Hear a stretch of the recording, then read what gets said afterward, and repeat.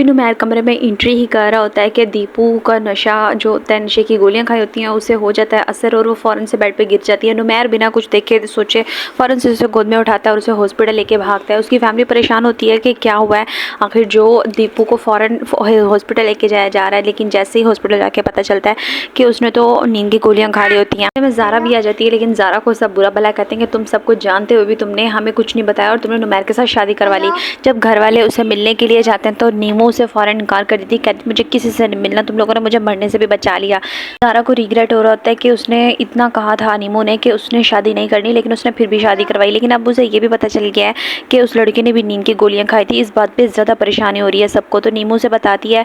और जबकि नुमैर उसे पोलाइटली बातें कर रहा होता है, उसके साथ बिल्कुल कोई डांट डपट नहीं करता। वो कहती है कि मुझे किसी से नहीं मिलना, तो नुमैर कहता है ठीक है किसी से नहीं मिलना, और उसे लेके उस लड़के के पास आता है क्योंकि उन्हें शक होता है कहीं वो मर ना गया हो। लेकिन वो लड़का तो बाहर खड़ा क्रिकेट खेल रहा होता है। जब जैसे नीमू की उसकी नज़र पड़ती है वो बहुत ही ज़्यादा रोती है। उसे कहती है कि मुझे तुमसे ये उम्मीद नहीं थी कि तुम मुझे मरता छोड़ के और ख़ुद यहाँ पे ये कर रहे हो।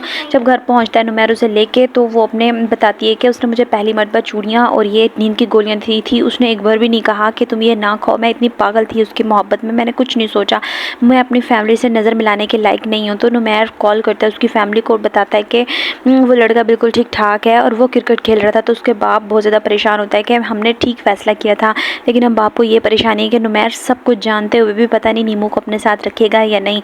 लेकिन नीमू को बहुत ज़्यादा सपोर्ट कर रहा है, उसकी सारी बातें एक दोस्त बन के उसे समझा रहा है और हर बात पे उसे अच्छे से ख्याल कर रहा है। जबकि ज़ारा की सास ये सोच सोच के परेशान हो रही है, उसे हुक्म देती है कि तुम अब बिल्कुल भी नहीं मिलोगी उससे, क्योंकि ऐसी लड़कियों से ताल्लुक़ रखना बिल्कुल ठीक बात नहीं है। लेकिन ज़ारा फ़ौरन इनकार कर देती है, कहती मैं ही ऐसा नहीं कर सकती।